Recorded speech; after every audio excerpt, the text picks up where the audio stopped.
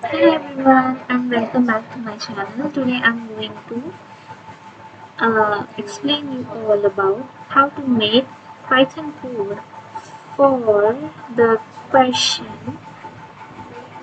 uh, bank ATM withdrawal logic.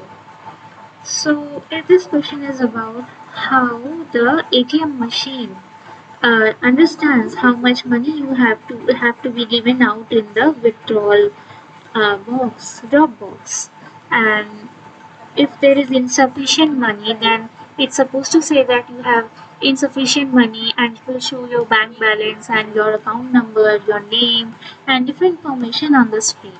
So this code explains how the how is the logic inside an ATM machine is made.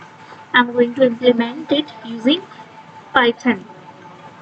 Python coding language, and I'm also going to explain how you can implement it in Scratch, but I'm not going to show the Scratch implementation, but basic logic I am going to explain. So first of all, let us think about it in how I'm going to implement it in Scratch platform.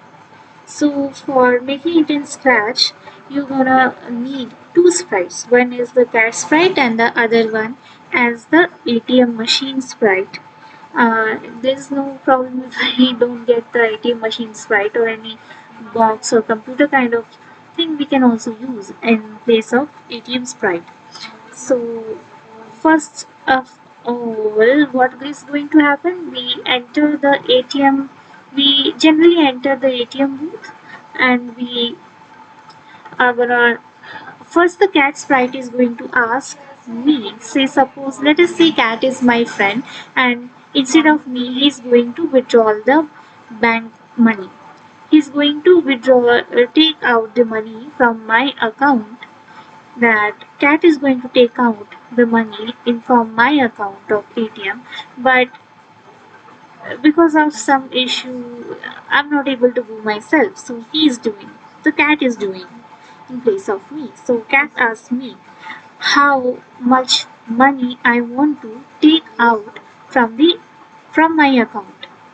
So that is going to be implemented using the ask user block, which is going to store my answer but in string format in answer block. We have to typecast it into integer for doing further manipulations. Then the cat is going to broadcast the message that to the ATM machine, that is I'm going to enter the cost in ATM. So the ATM will also use the ask. Actually, ATM will use the ask block, but it's not going to take the output from the user, but it's going to use it using the answer block, as answer block is a global variable in it, so as to access the money entered by cat. So getting the after the ATM machine, it for now I'm explaining the code for ATM machine sprite. So ATM machine is going to ask the amount I want to withdraw and store it in a variable name, say withdrawal amount, right? ATM, but in the beginning, variable balance will already be going to store the total amount of money available in my bank account.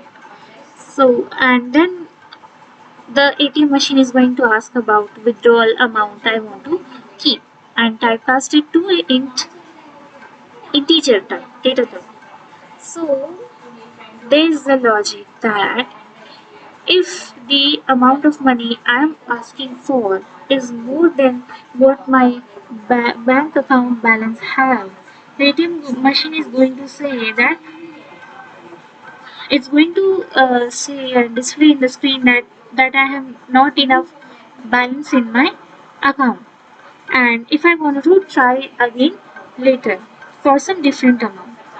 But if the amount I'm asking for is less than or equal to my bank balance, then it's going to update the balance as the total balance it was earlier minus the amount I'm taking out, and it's going to print that transaction is successful and your new balance is this much rupees or dollars or any other your country currency. So I'm not programming it for displaying of your name, but we are only going to program it for displaying of your balance, my withdrawal balance, and the total balance left or transaction is failure or successful. So this way, the ATM sprite coding will contain this if-else logic of withdrawal and the updation of balance, and print will use as the save log. Say and wait for 2 minutes, and then it's gonna uh, say if the transaction is successful, and it's also going to say thank you very much, and thank you very much for using the ATM card. And then it's gonna ask if you wanna try again, and press on the back button. And the back button we are going to link with the green flag button of the code. We're gonna basically use the block when green button is clicked event. Then for else block when it's showing insufficient balance, then press back will also happen by using the press the green button. I will use in the beginning only to start the code. Use the green flag, click on the green flag button to restart the program. We are instead of using the back button in Scratch, we will ATM machine sprite will going to display that to press the green flag to go back and to refresh and again enter a new amount for withdrawal. Okay. Well, that's all, and that's gonna finish for the coding logic for Scratch. And let us move on to see how this code be implemented in Python. The logic is going to remain the same. Instead, Python programming language syntax will be used. The same kind of thinking keeping in my head. Keeping in our head. Hmm. So here is the one, here's the block for which we are going to say, I'm explaining, see here I'm using the balance as storage for total amount of money I have in my bank, and asked is the money I'm asking for withdrawal, and then I'm for taking the user input we are using the function input. So when we use input, we have in within the brackets we can display a message before taking the input from the user, and the data type which the input function stores in the variable asked is string data type. So for in order to do mathematical calculations, we have to convert it into typecast it into int data type. So what do I mean when I say typecasting into a different data type is that in Python language we have classified some basic types of numbers or the type of input I am going to receive. So that's integer type, that is integer number 0, 1, minus 1, so on, all these numbers, and float which will store the decimal numbers, that is 0.1, 2, 3, 6.0. These are all float data types, and string data type which will store the words message like hi, hello world, other enter your amount, this kind of messages, they are known as string data type.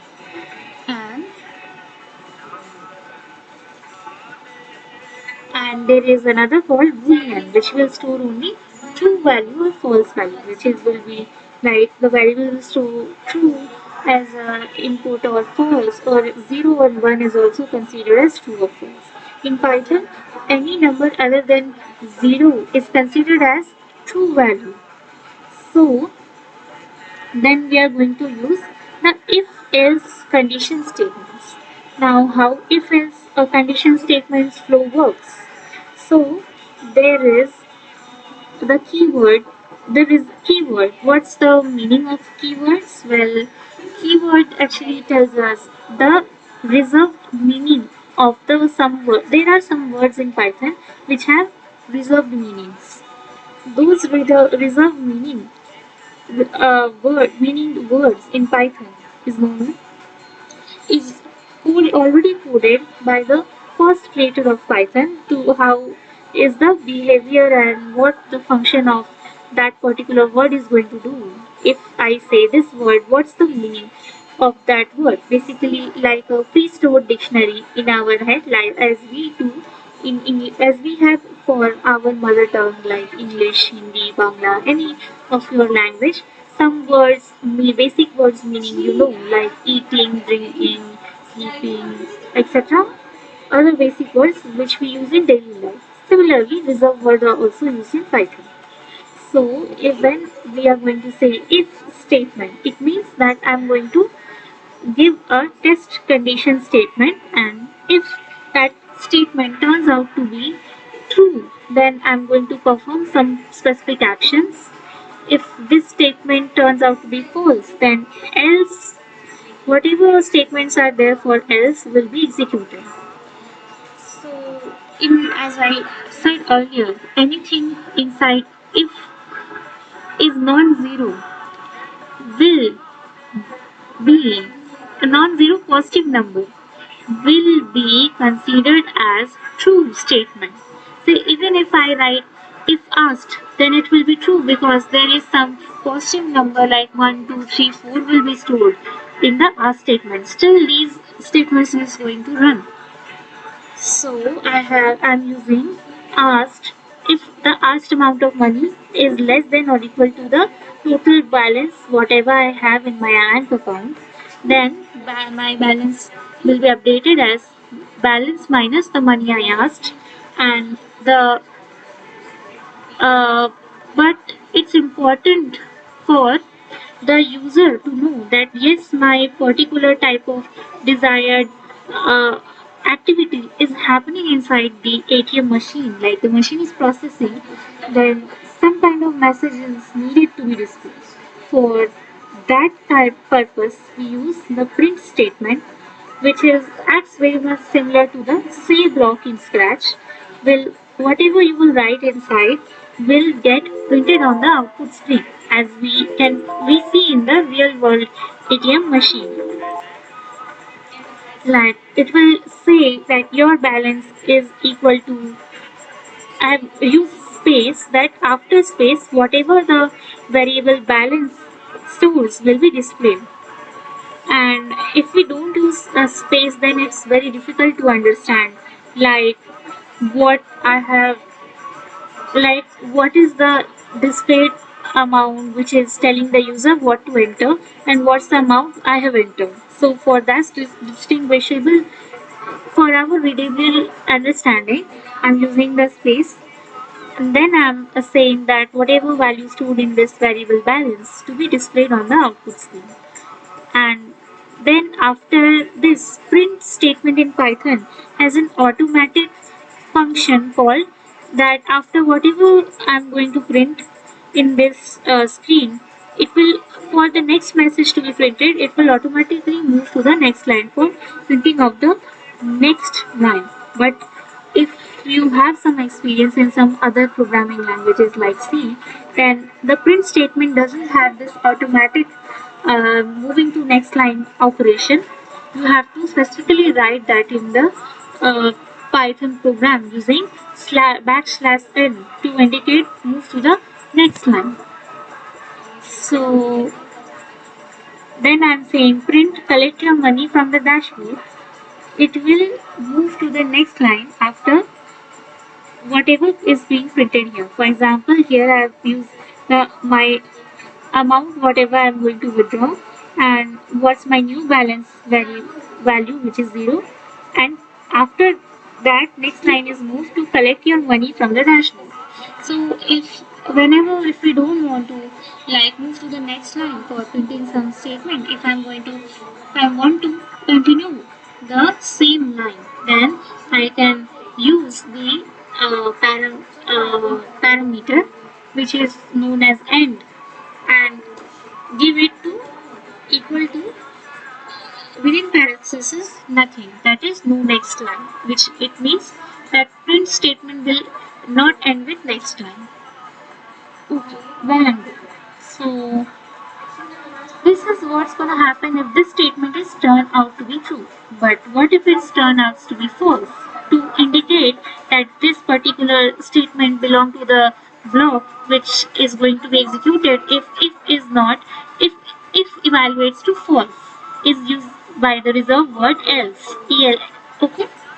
So whatever inside the else block, whatever statements are there, it's going to be printed out in the string. Like I have used here that sorry you don't have enough balance and use this here.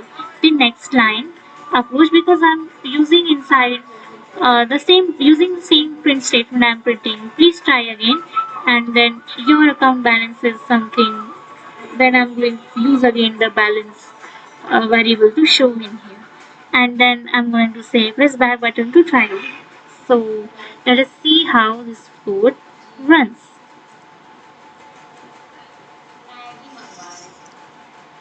So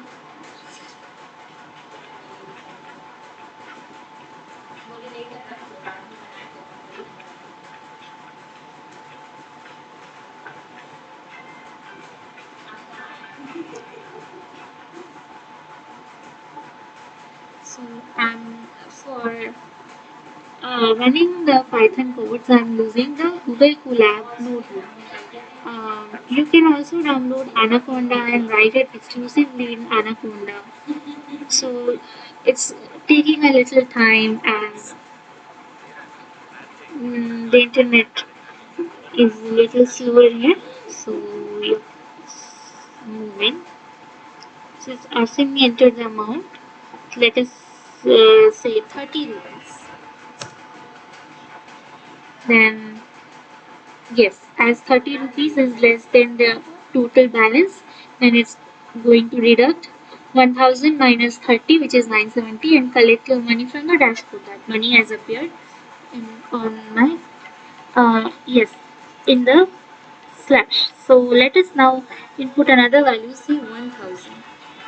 So yes, 1000 is equal to the balance, so this statement is evaluating to true. So again, this particular blocks are being executed. Now let us try to input some value greater than my evaluated, my total balance. Sales. So yes, the else block is functioning. Sorry, like you don't have enough balance. Please try again. And see, I've used please try again. Then next line. And again next line. Your account balance is 1000. Then press back button to try again. I have used here in the different.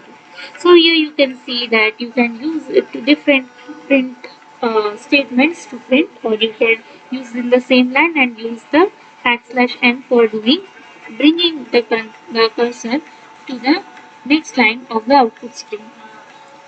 So yes, this code functions well. Both the blocks are working correctly. So when you, this is one advice I'm going to give you all, that if you are coding, then you must check by giving different amount of input values to see if your both the blocks are working or not. I did the same mistake. I run the code. It was like the if statement was running, but the else statement was not running. So by changing some different values, I corrected both the blocks. So it's very crucial to give all possible type of test cases and test your code if it's really functioning properly or not. Okay? Thank you everyone for coming for seeing my video till the end. If you like this video, please hit the like button. If you love this video, then please subscribe our channel and wait for next let and wait for the next contents I'm doing Or you can also look at my other topic videos of in present in our channel. You can access them as well. So till then, let us meet in the next video. Bye bye for more such topics. Bye.